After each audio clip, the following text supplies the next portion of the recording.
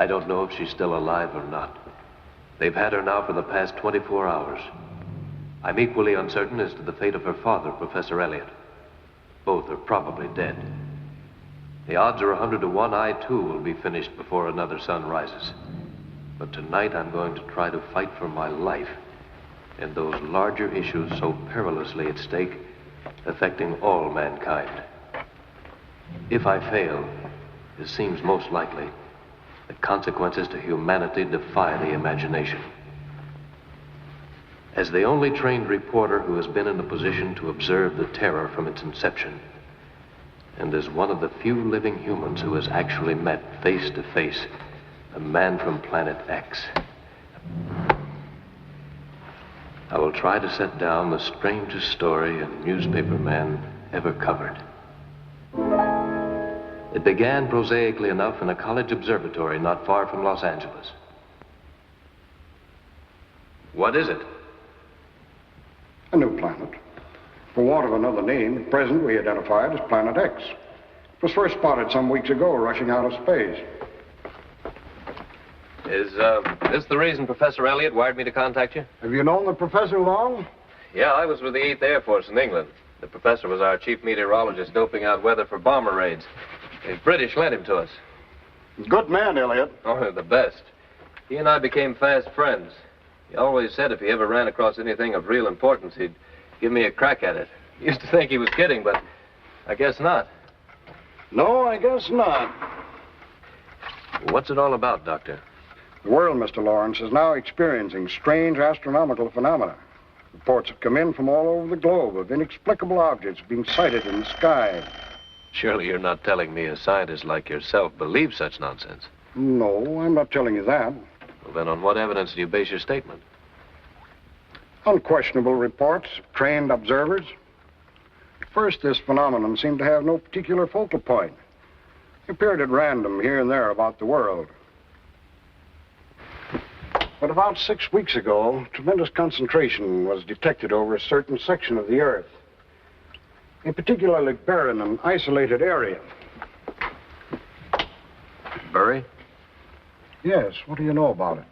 Well, nothing much except this cablegram I got from Professor Elliot came from there. It says, if you remember my promise for exclusive story, see Dr. Robert Blaine at University Observatory. It's signed Elliot. Strange waves. Resembling, but still not radar waves, have been bouncing off the Earth. Coming from someplace outside, like the moon or Mars, for instance? Originating on some sphere outside, but not the moon or Mars or any known planet. Well, where does this planet X fit in? What's it rushing towards? The Earth. You mean it's likely to collide with us? No, at least not a headlong collision. Oh, well, we've had these things before, like Halley's Comet, for instance, to name one. None which have come as close to our world as this one is expected to in the next 3 weeks, if our calculations are correct. You, think something will happen? I wish I knew exactly. At the best, atmospheric disturbances, hurricanes, probably tidal waves. And at the worst? Where does Professor Elliot fit in? He discovered the planet. Oh, is that why he's in Bury? If he is correct in his deductions, this isolated island is that part of the world the new planet will come closest to. Gee, it sort of makes cold fingers run down my spine. How about you? This is not visible to the naked eye. Not yet. How do I get to Bury?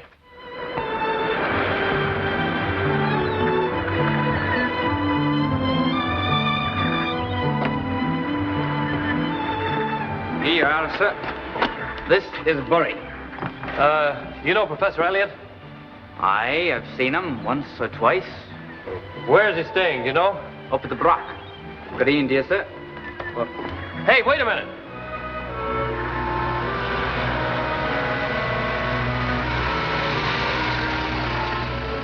Mr. Lawrence. Hello. I'm sorry I was late. I had a little motor trouble. Well, better late than never. Put your things in the back. All right, thanks.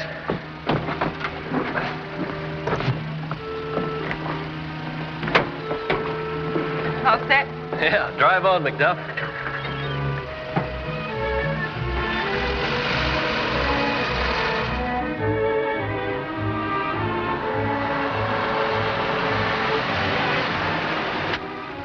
Fog's getting thicker. It's always worse on the moors than it is in the village. You don't remember me, do you? Well, Now, isn't that a fine example of how unfaithful men are? The last time I saw you, I got your solemn promise that when I grew up, I could be your girl. Good heavens, Enid Ellie. Well, I thought... It took you long enough to recognize me. No, the last time I saw you, you were crying because you had to go back to school. All gawky legs and buck teeth. I see you do remember me. Braces took care of the teeth. And nature took care of the legs. I hadn't thought you'd notice. The newspaper man in me. Oh, what a difference 6 years make. I don't think you've changed. Well, thank you kindly. Or should I thank you kindly?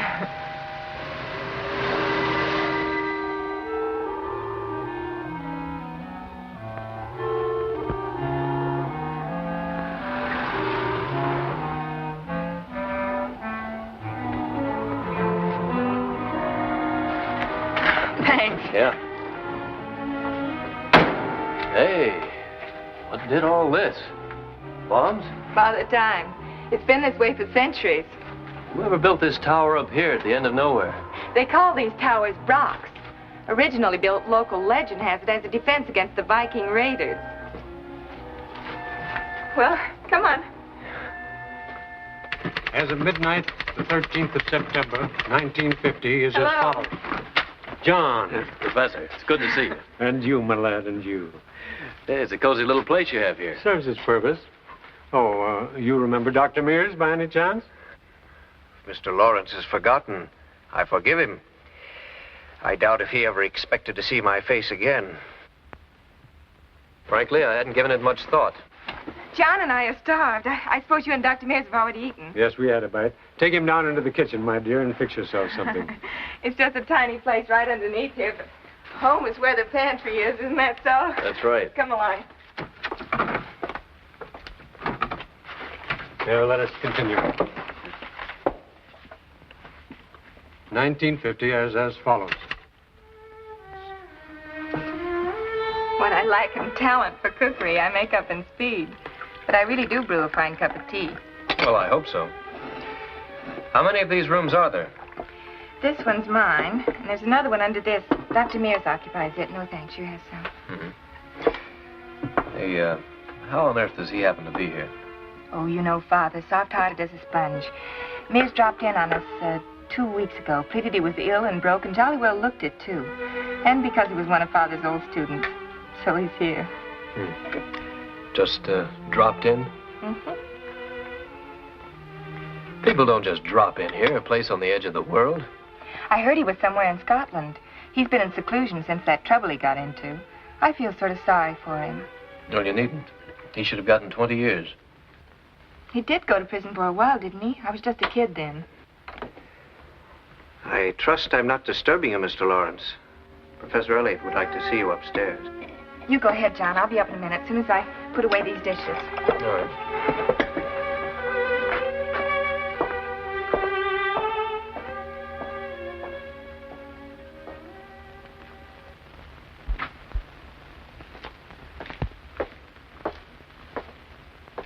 Didn't interrupt you before you'd finished, did I? No, just having some tea. Where's Mears? Well, I thought he was behind me. Oh, must have gone to his room. I called you to take a look at our mysterious visitor before we lose her for the night. Good.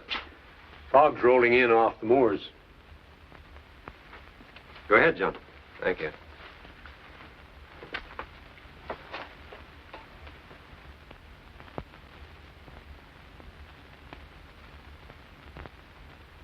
It's tripled in size. Grows larger nightly. Well, what do you think, Professor? I think I'll just have to wait and see on the 17th.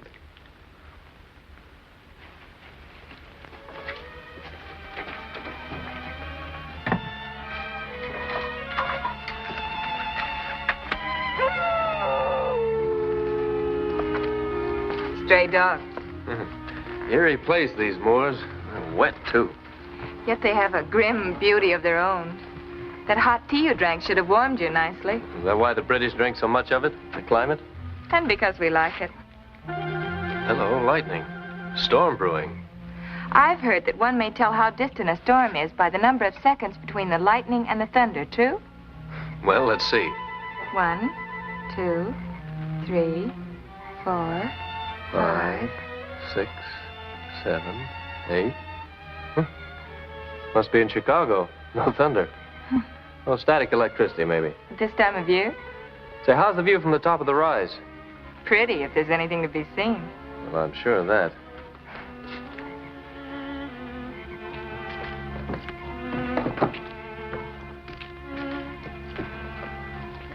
The village is over there, but the fog's too thick. You'll have to take my word for the view. I'll do that. And add 3 of my own. I like it. We better be getting back. Dad'll worry. I'll bet right now he doesn't know we're alive. And it's getting cold. I hadn't noticed. Well, which way? This. I think it's closer this way. Take it easy.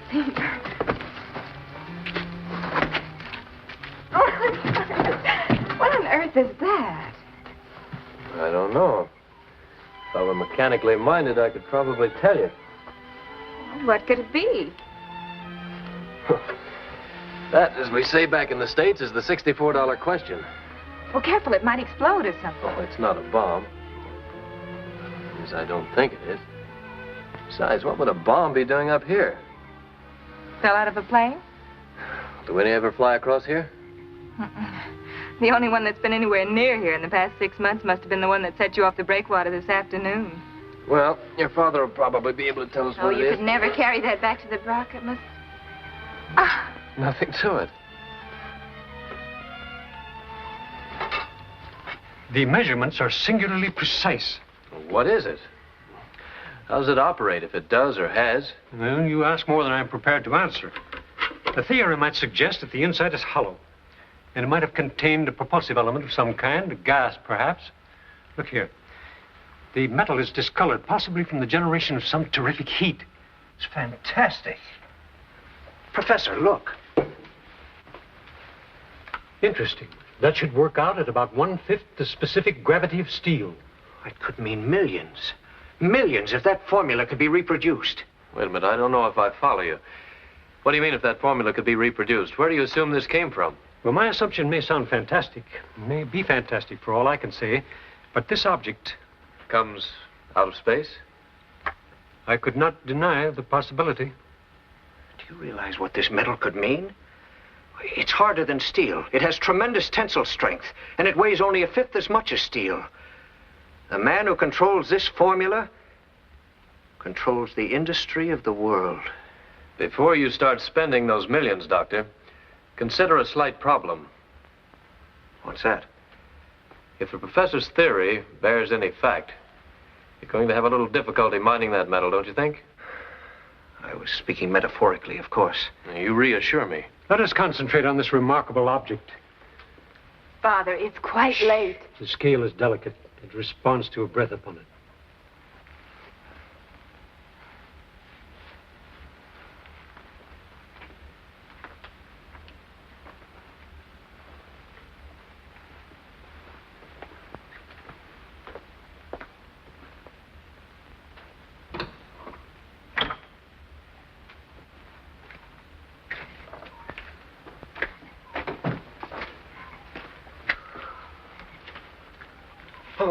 How long has it been since you slept? Oh, about 36 hours and 6,000 miles ago, I guess.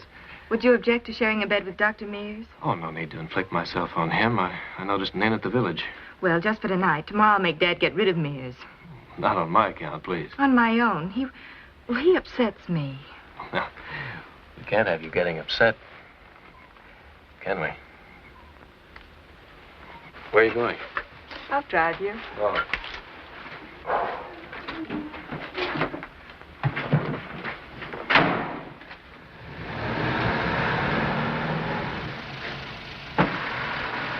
See you tomorrow. Well, good night. Thanks a lot for everything. Drive carefully. Oh, I know every stone on the road. John. Yeah? It's nice having you here. Thanks. Good night. Night.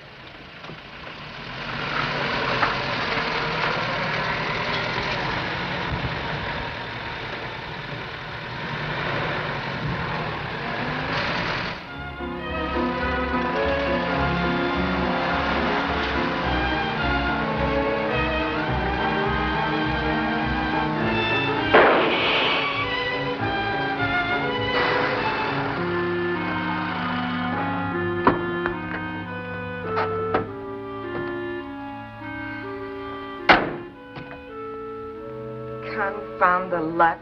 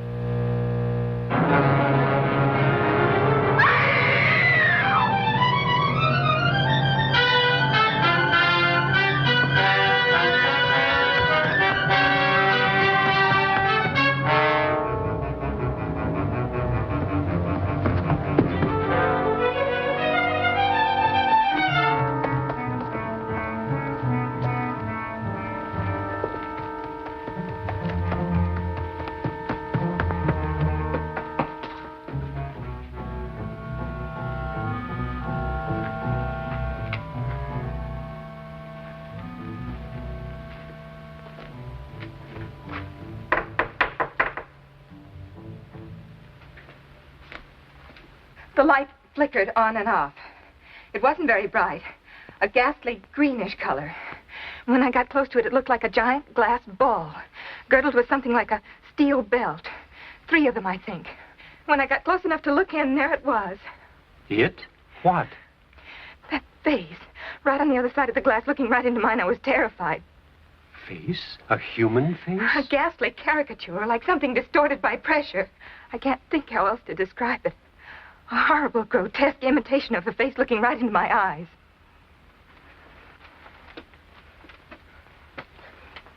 Now, I know you're not given to hysteria, my dear, but your statements have the tinge of fantasy. Now, you say you saw this hideous face? Yes! And I ran. Really frightened, I guess, for the first time in my life.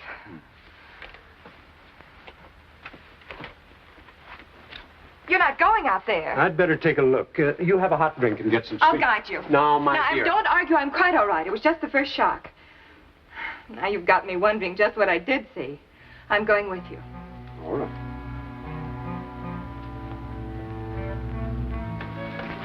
This way.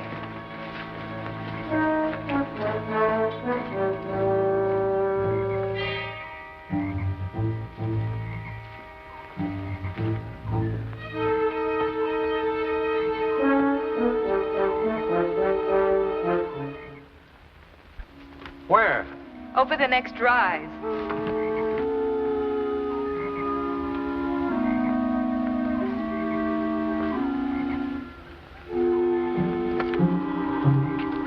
I don't see anything. I think it's straight ahead.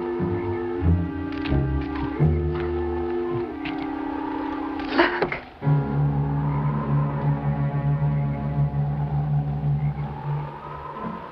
Quietly now.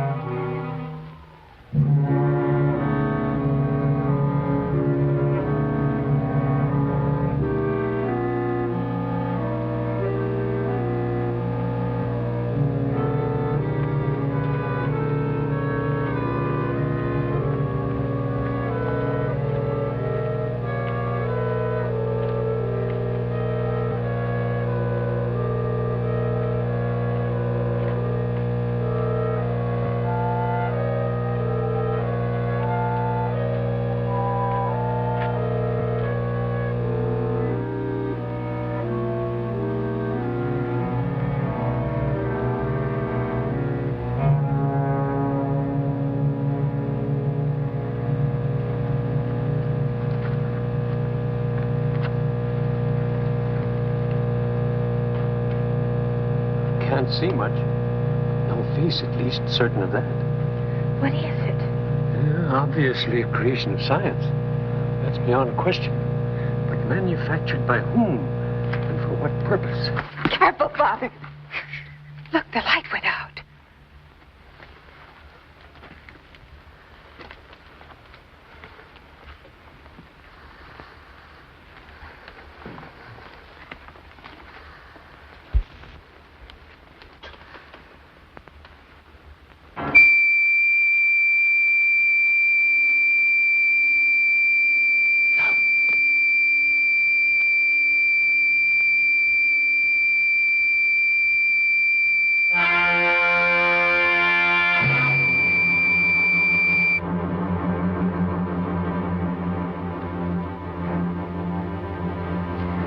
Get away from here. We should have waited until daylight. It was senseless coming out here in the dark. It's uncanny. Come on, Father. Get up, Father. Is anything the matter? Father, do you hear me? Hurry. Come on. Hurry.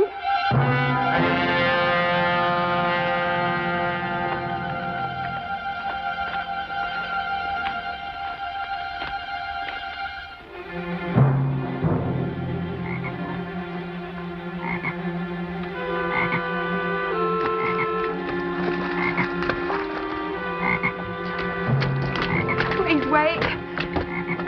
Father, stop. Father? Don't stare at me.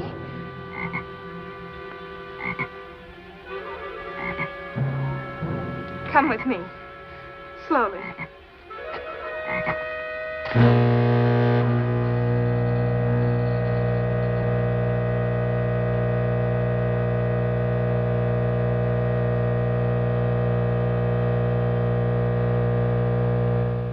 All I was capable of was obedience when I heard a command.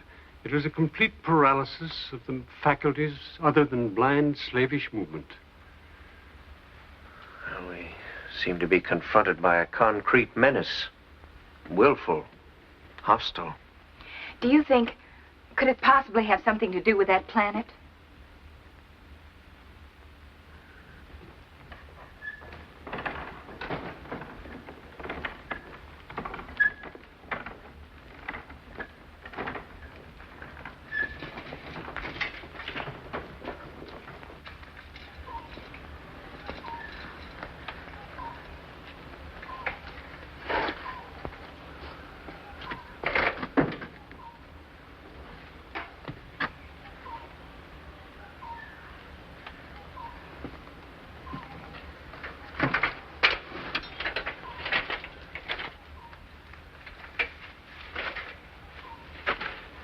Oh, am I glad to see you. What's doing? I saw your car on the road. Is anything the matter? We've had a bad case of the jitters, but I shouldn't keep you out here on the doorstep. Come on in.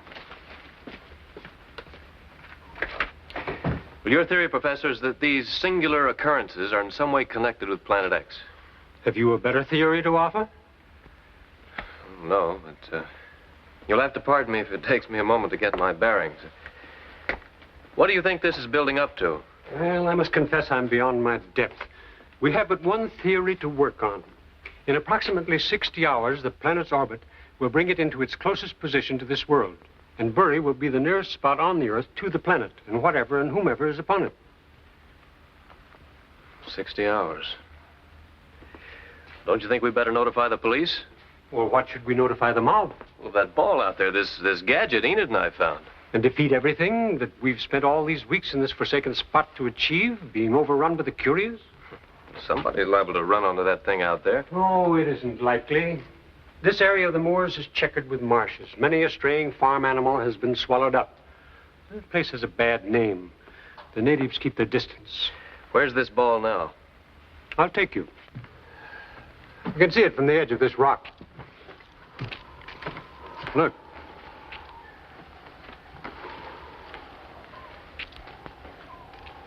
No sign of life. You know what that looks like to me? A big diving bell. Well, the only difference between water and space is a matter of density. Here. It's pretty quiet now. Let's go down and take a look.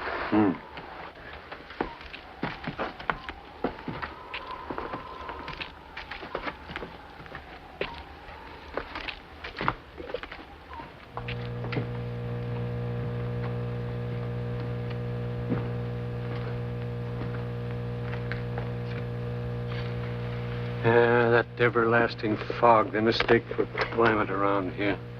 Come on.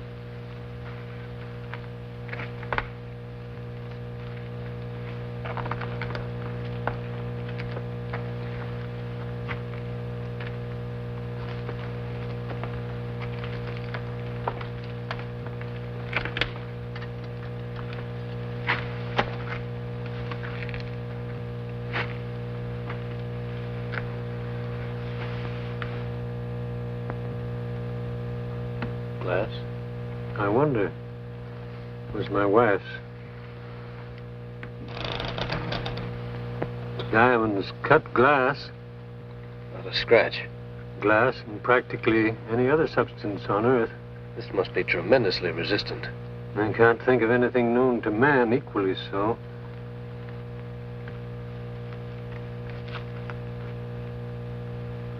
And this, you believe, from out of space? What else?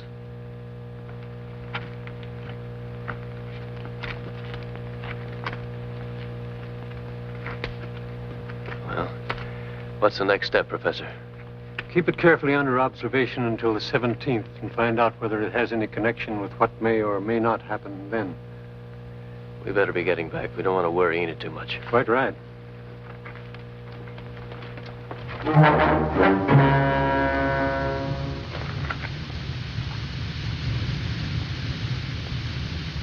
That thing he's holding. Watch it.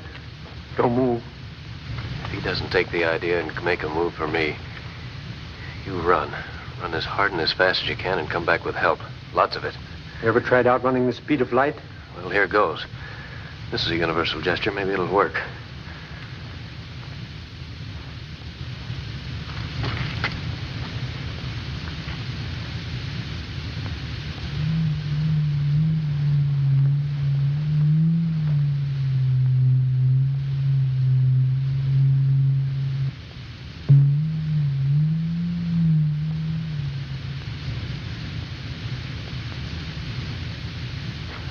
What's the matter with him? Hear that hissing noise? It sounds like it's coming from that tank on his back. Probably filled with gas. Something like oxygen. Whatever it is, he's trying to regulate it. Seems as if he's trying to turn that knob to the right, but he doesn't have the strength or coordination.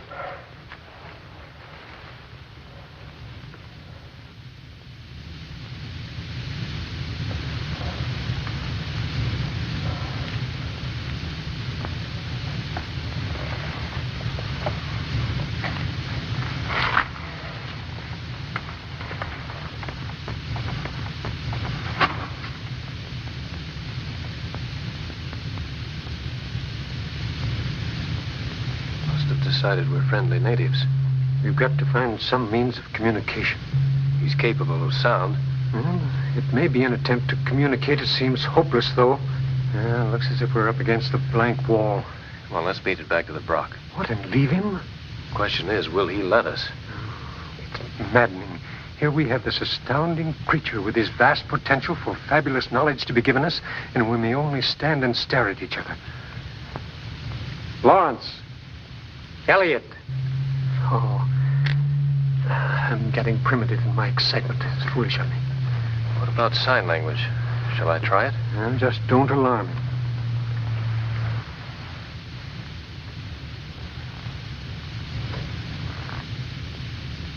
It's no use.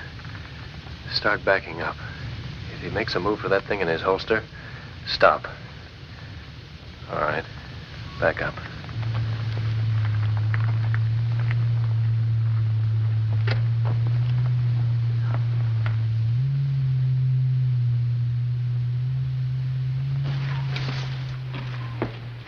All right, now. On the double.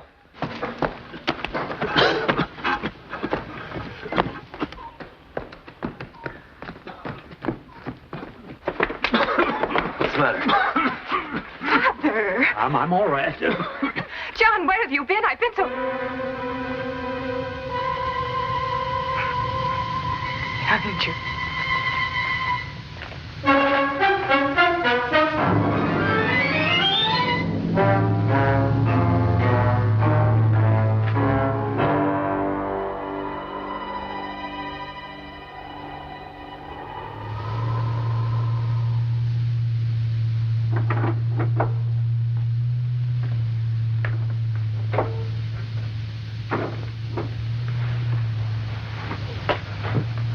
Any luck?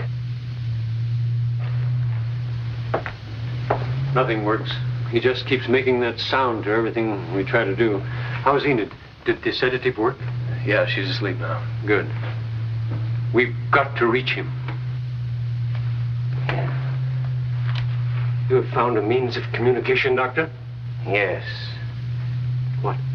The common denominator, Professor. The basic and universal language. Geometry. By George, Doctor, you've hit it.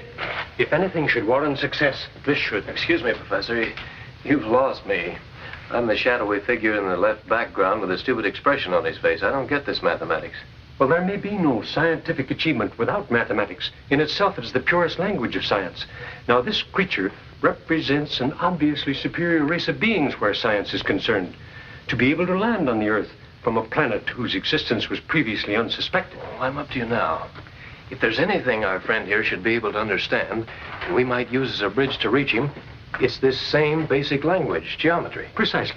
Professor, this is not an easy formula to devise. Would you mind? I understand, Doctor. Yes. You need undisturbed concentration. Let us know when you're ready. Come along, John. Wait, you're leaving him alone with... I presume your concern arises from fears for my safety, Mr. Lawrence. Spare yourself any anxiety. This creature is as intelligent as we. He knows that we are trying to find a mutual basis for understanding. I'm quite safe. Mears is right. Come, John.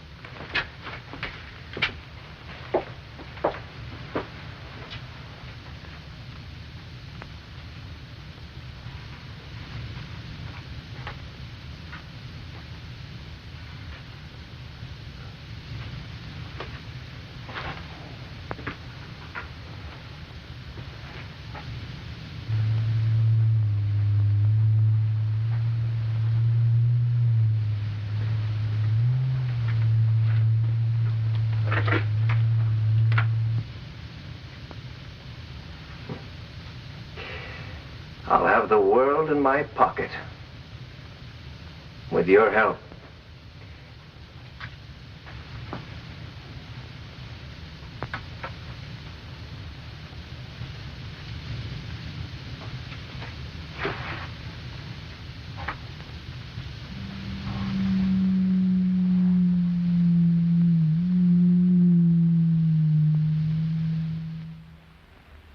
Now, don't start fussing about me like that, my dear. Well, I have a little touch of the flu. It's nothing to get so overwrought about. Well, you're going to stay in bed. Look, now, here's a compromise. Suppose I pedal into the village to the drugstore and get some medicine that will, well, at least alleviate Chemist in England. Well, chemist or drugstore. Anyway, I'll get something that'll knock this out. You stay in bed till I get back. Oh, that creature downstairs. Oh, don't worry about him. I'll take a look at him. Well, I don't like leaving you here with... Well, I'll get back as fast as I can. Oh, wait. Here are the keys to the car. If you fix that tire, it'll save you a lot of time. Fine.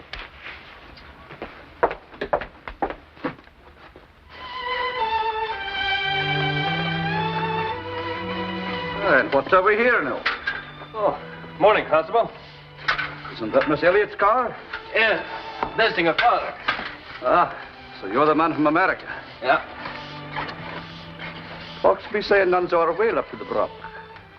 They're absolutely right. Strange doings at all time of the night. Naturally. Excuse me. Aye. Naturally, you say, man. Yeah, Professor Elliott hasn't touched the flu. Oh, so it's true. As a matter of fact, on the way in now to the chemist to get him some medicine. Aye. So, if you'll excuse me.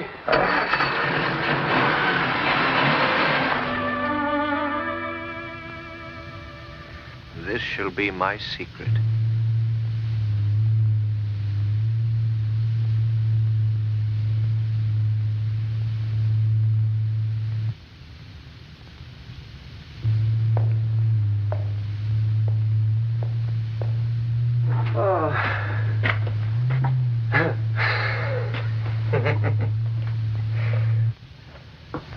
think a fantastic gnome like you had to hurtle out of space to put this power into my hands? Well, now that we've made contact, I'm going to tear out every secret you've got.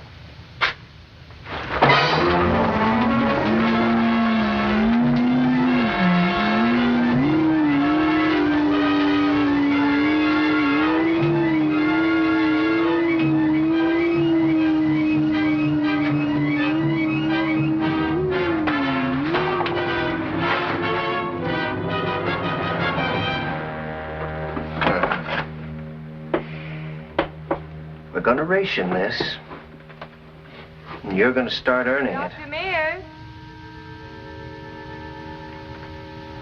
Dr. Mears?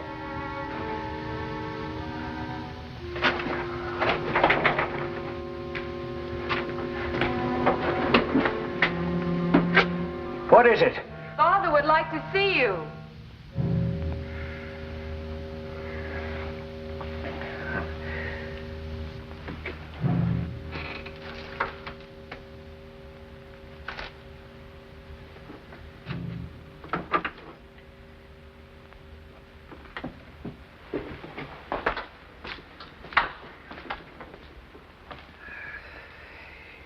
He's resting. Were you able to communicate with him? No. It was a futile attempt. I couldn't make him understand me at all. I'm most disappointed. I had high hopes. Oh, I felt sure you were on the right track. Well, we'll have to try another method. How are you feeling? Everybody's so concerned about me. May I trouble you for a glass of water, please? Yes.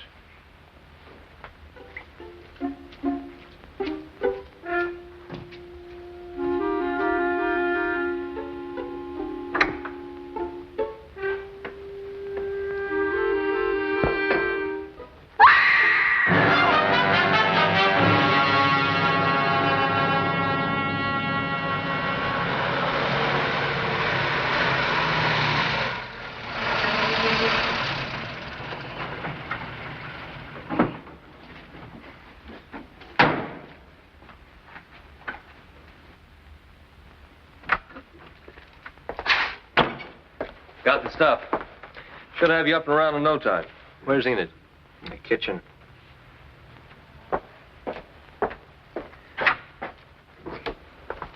Enid?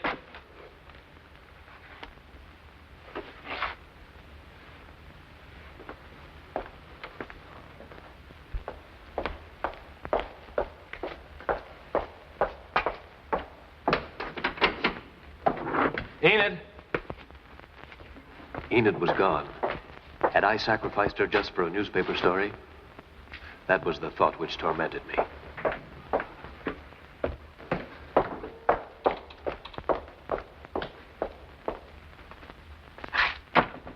She's nowhere around. The dungeon's empty.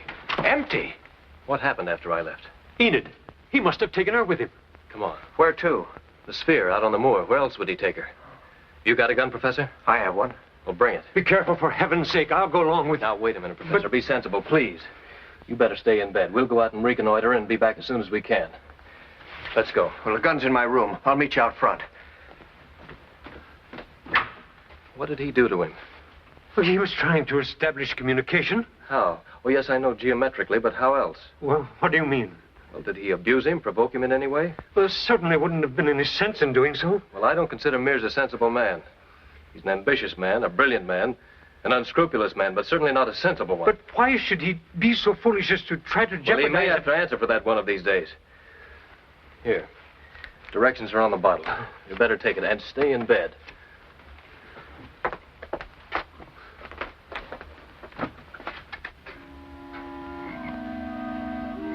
Anything? Not a sign. Nothing. We can't risk a move. Enid might be in there. What'd you do to him back there in the dungeon? Do to him? Didn't do anything. Nothing at all. He showed a definite disposition toward friendliness when I left. Well, how can you talk of him as if he were a human being? How do we know what thought processes run through his head? How can we even assume that he thinks like we do? How can you anticipate what a fantastic organism like that might do or might not do? All right, all right. Stay here and I'll be back as soon as I can.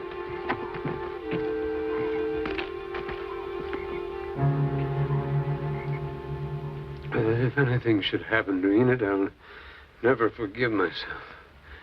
I should never have exposed her to this danger. Should never have exposed.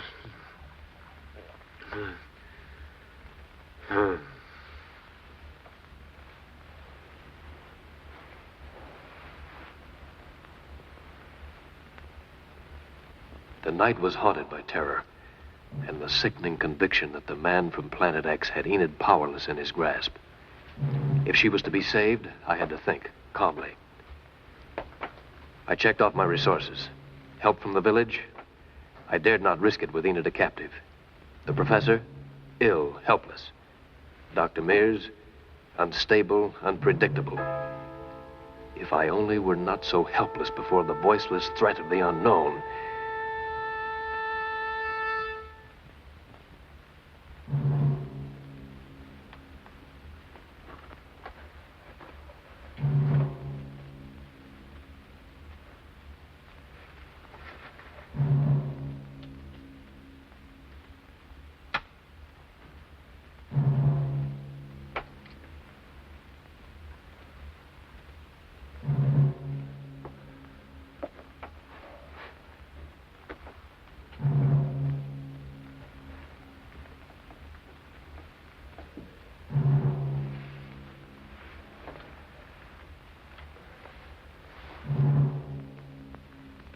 Where was Enid? And where was the man from Planet X?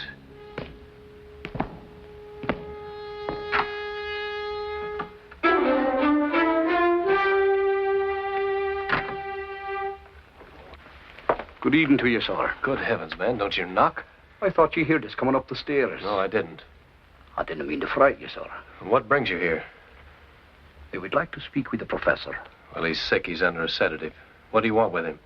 It is a matter of considerable importance. Aye, Sandy Burns and Mike Lang have gone. Gone? Where? Why? Clan vanished, and none can tell where. I don't get you. Gordy and me, we've been out on the moor searching for him. We dropped by here to look in on you. Well, you don't think I have your two villagers up here, do you? Each night they drive the sheep in from the moors. Last night they didn't come home. The two of them. And what we want to know is it any of your doing here at the Brock? Up here? You'll not deny there's something very strange going on here. No.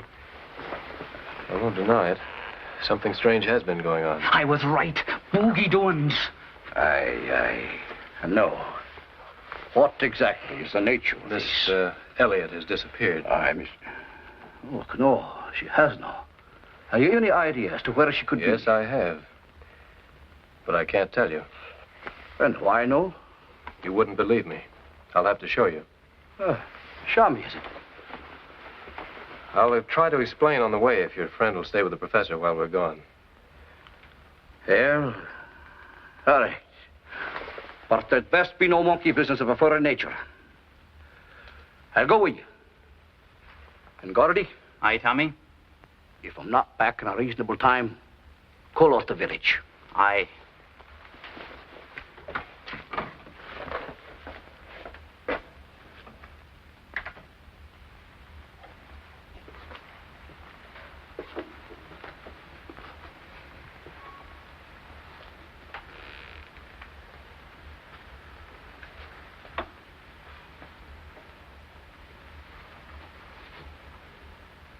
Boogie's work.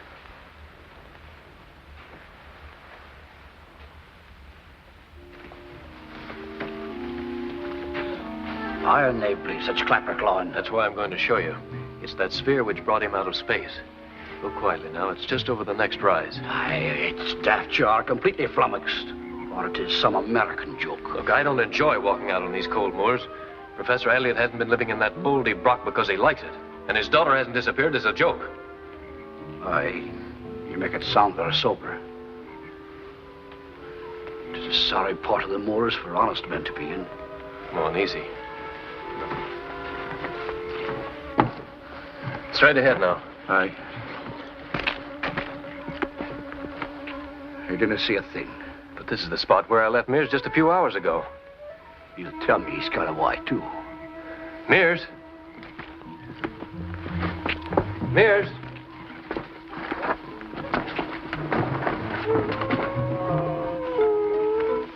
Give me a light.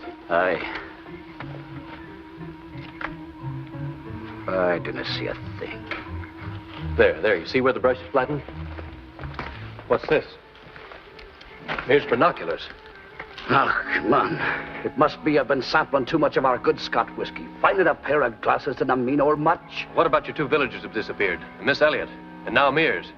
Believe me, man, we're in trouble. We'll go back to the station house. I'll get out a search party. In the meanwhile, I'll keep my eyes on you. I don't care where you keep your eyes, provided you do something. Now, we'll go along with you. Tammy, has you found my mom? Was out on the moor. Gave you any clue, Constable? Nay, not. We haven't found a thing. But two more persons are missing. One is the old professor's daughter. The other is one of the men staying up to the block.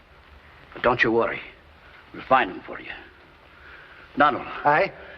You go up one side of the village, knock on the doors. Andre? Aye. You go up the other side. We'll have to search the moor thorough. It'll take every man and body. Tell the men to bring what arms they have. Aye. Andre, Donald, you hear that? Aye. Get on with you then. Gardy, what ails you, man? Act like you've seen a ghost or something. A ghost? No. Something of flesh and blood. Yet of neither. Horrible, monstrous creature with a head as big as two men put together. A skin with the shine of a new shilling. And eyes that are no better than a dead codfish. Wait a minute. Where'd you see him? Why'd you leave the professor? I didn't leave him. He up and left me. What are you saying? I went to fill the water jug at the well. By the time I was coming back, the professor was walking into the fog with that friend of his who's been stopping with him. Dr. Mears? Aye, that's him. I heard him call by name. What happened? The professor's ill. The other one was helping him. He looked no better than a dead man himself with his glassy eyes. I was afraid, and I followed them. Then 'twas I saw it. It's what, man? The bogey. Bogey. With a big head and a peculiar hump on his back. He stepped out of the fog a wee bit before the professor and his friend. And I didn't wait to see what else happened. I ran until I thought my heart would burst from my chest. All right, get back now. Get back. Well, Mr. Lawrence. What do you make of that? It's that creature from out of space. He's got Mears in his clutches and used him to get the professor into his hands. Chances are that's where you'll find the men from the village, too. Man from space? What clapperclaw is this?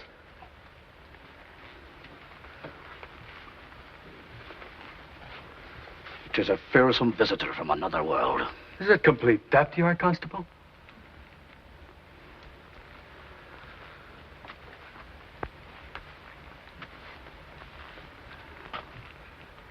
Tis why the professor has been living up to the rock. To see what would happen when an unknown planet came close to the Earth on the night of the 17th. That's a few days from now.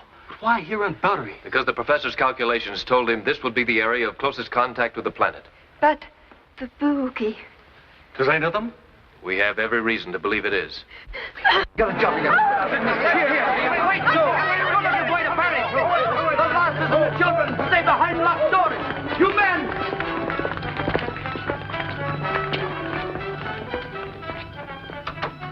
We'll be all over town in no time. We've got to get out on the moors. Man, you couldn't get alone out there tonight. And we'll have to get help from the outside. Have you got a radio? A wireless? Not for outside contact.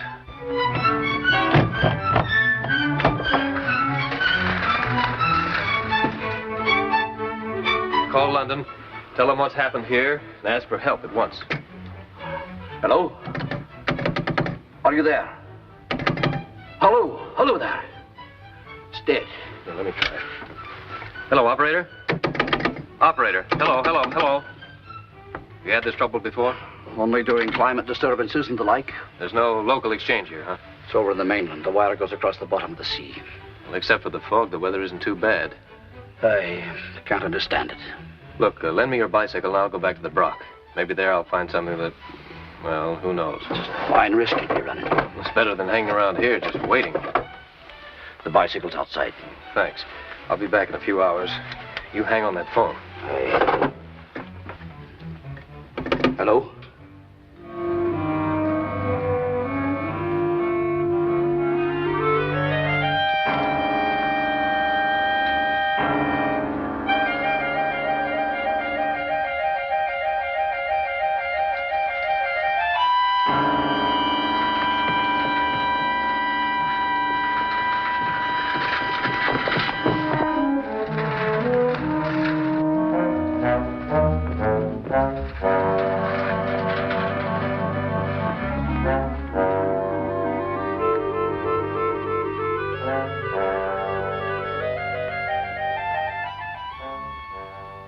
These two must have undergone the same treatment.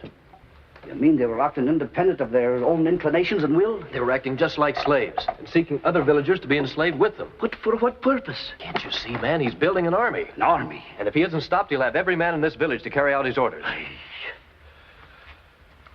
Man, you take the taste of the tea right out of my mouth. You have any luck with the phone? Nothing but jangling and clangling and buzzing. Isn't there any way at all we can get word off this island? Nay. Except... What? What? Well, talk, man. I was thinking perhaps heliograph. Well, try it at once. There's not enough sunlight to get to the nearest place. Well, there's enough to reach that boat out there. Hey, right you are. Well, fast, before it sails by. Right, though.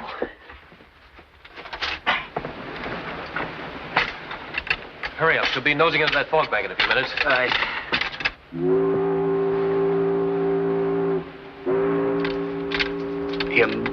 Emergency. Village terror-stricken. Contact Scotland Yard. There she's gone. Aye. Fog bank swallowed her up. Think they saw us? I cannot tell.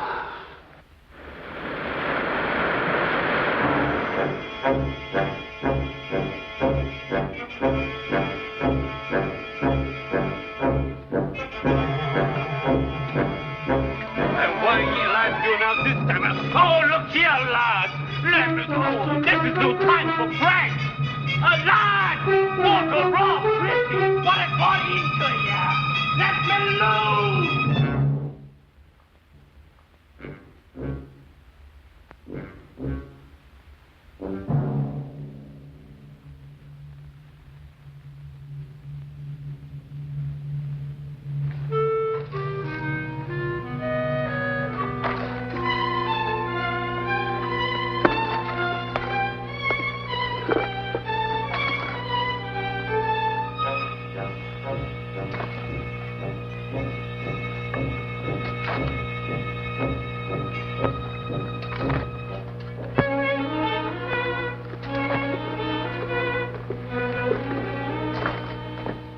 I found it at the new location where he'd moved it. It was being fortified. And I have no doubt that the men doing the job were the same ones who disappeared from the village. But I was too far away to recognize them. And I have some news for you, too. 2 more of the men of the village have been taken. How'd that happen? Young Wilkie and Bobby Harris. Young Wilkie went down to look at his cows. They hadn't been milked for 2 days. His sister said he left a little before sunrise. He didn't return. Bobby went down to look at his boat to see if it were up above the midnight tide line. He didn't return that. If the men left don't buckle down to the job, this is going to be a village of zombies. Oh, come on, you cannot get them off. It is the fear of the unknown that has frightened them. Even if they were willing to take the risk, their lasses wouldn't have let them. What are we going to do? Stand around here and let him send for us, too? Come in. Gentlemen? Who are you? Are you in charge of this station, Constable? Aye. I'm Inspector Porter. Inspector? This is Sergeant Ferris. Scotland Yard? Yes. Gentlemen, pardon me. Come in, Inspector. Come in. Sit down. We were in Edinburgh. We received word from London. Our message did get through. The ship saw us. Aye. I understand a freight ship relayed to London by wireless a message she picked up while passing that was flashed by heliograph. I'm John Lawrence. Oh? American? Newspaper man, affiliated press. How'd you get here? Small plane. Landed south of the village. Only field without boulders. It took us an hour to trudge here. You're a long way from home, Mr. Lawrence. What are you doing here in Bury? Sit down, Inspector. I'll try to tell you. Hey, sit down.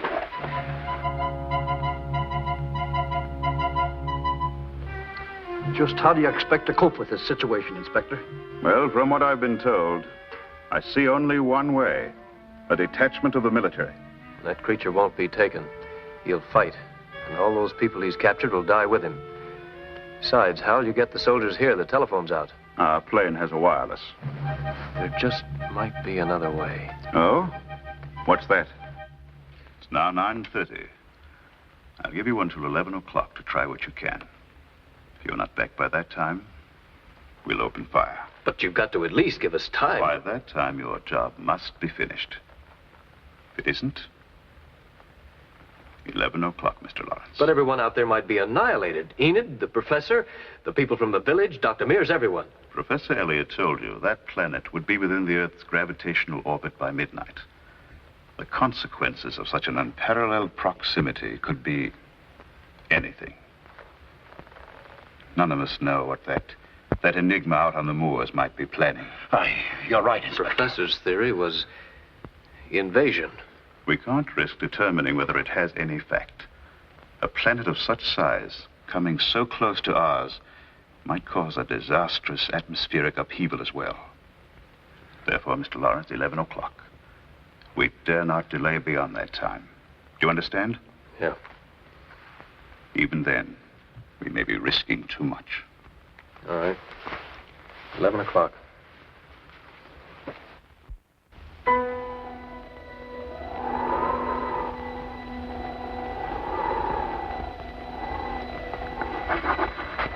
The hour is near.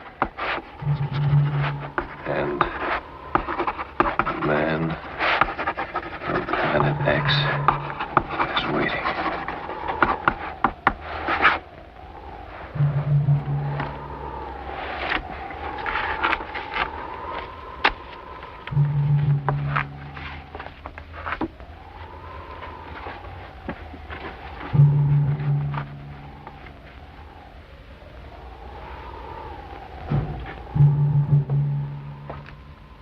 Be sure who's coming out of this fog before you start blasting, Inspector. I'll make certain. I've written a story of what's happened here up to this minute. Can it depend on you to get into the right hands when security seems fit? I'll see that it reaches the proper hands. Thanks. Well, good luck. Look out for yourself, laddie. Yeah, thanks.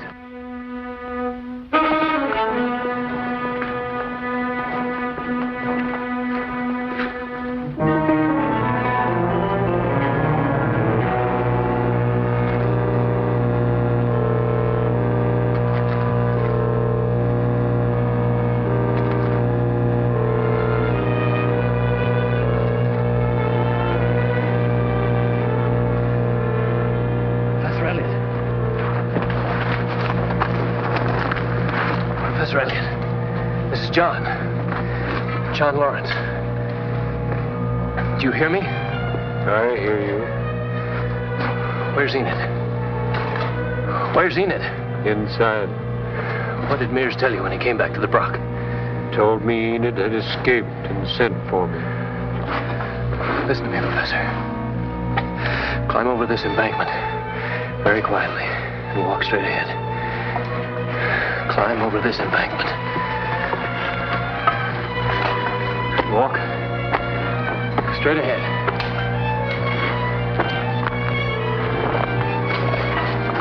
Mears. Dr. Mears. Come here. Kneel down.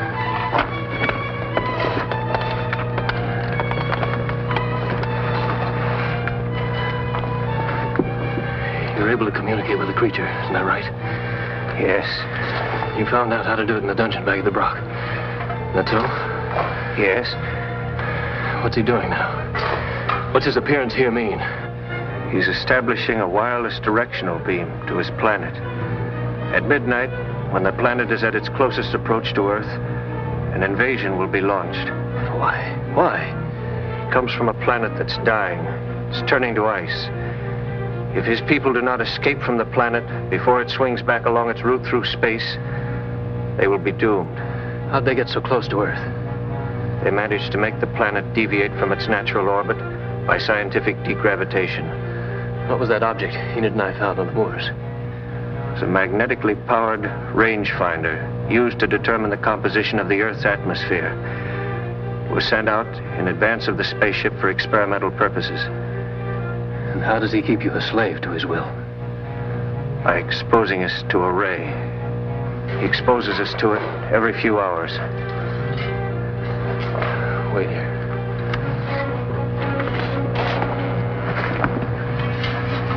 Men, stop work. Walk straight ahead. Walk.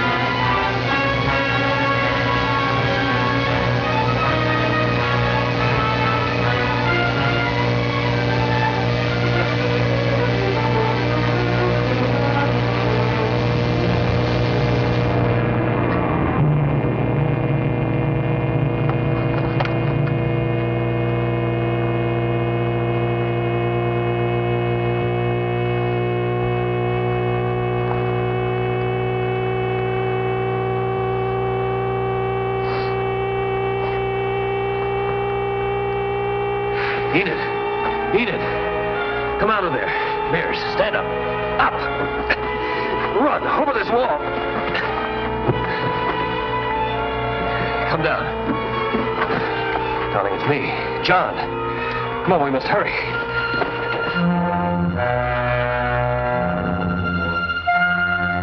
There's something out there. It's the professor. Oh, it's glad I am to see you, sir. Glad I am indeed. Where are you going? Stop now. Gladys, help him sit down. Come along, Professor. Come along.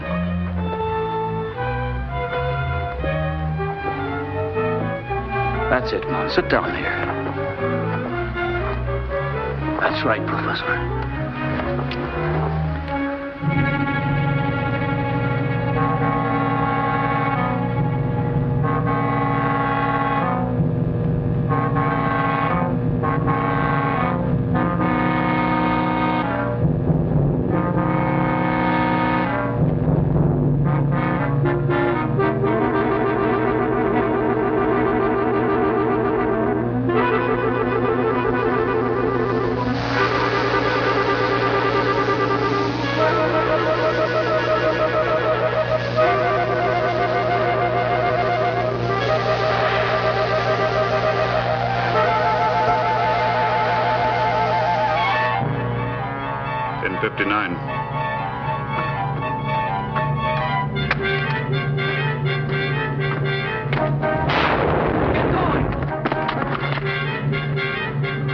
No, they can't destroy him. They mustn't. Mears, come back!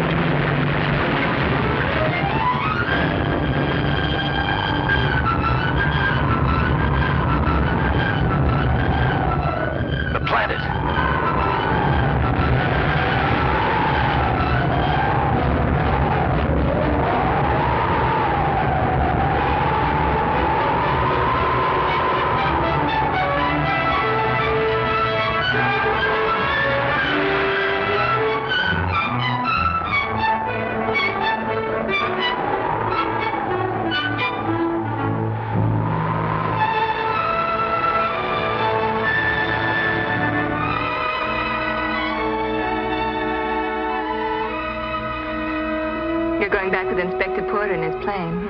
Yep. By this time tomorrow afternoon, we'll be... Far out over the ocean. Going home. Mm-hmm. I'll miss you. Your father tells me you're coming to California, so he can confer with Dr. Blaine. Soon. Good. Is it true that no one will ever know what happened here? Knowledge would only bring more fear in a world already filled with it. Can such a thing be kept a secret? No. No, but it can be reduced to gossip. You know, I think that creature was friendly. I wonder what would have happened if Dr. Mears hadn't frightened him. Who knows? Perhaps the greatest curse to ever befall the world, or perhaps the greatest blessing.